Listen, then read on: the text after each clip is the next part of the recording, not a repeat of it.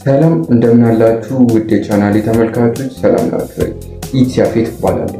ዛሬ ስለ ውቢቷ ኢትዮጵያ ስናስብ ወደ አእምሮአችን የሚመጡ በጣም ብዙ በርካታ ነገሮች አሉ።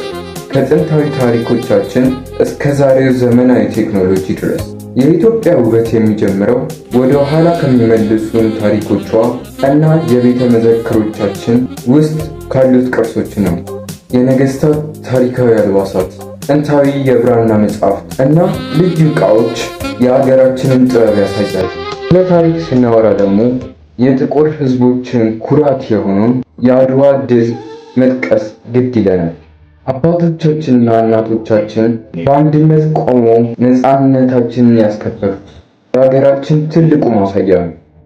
አሁን ደግሞ ይህንን ታላቅ ታሪክ የሚዘክር የአድዋ ሙዚየም መታሰቢያ በአዲስ አበባ እምብርት ላይ ተገንብቶ ይገኛል። እነዚህ ቅርሶች በ3D ቴክኖሎጂ እና በዲጂታል መንገድ ለዓለም ለማስተዋወቅ አሁን ላይ ሰፊ ስራዎች እየተሰሩ ይገኛሉ።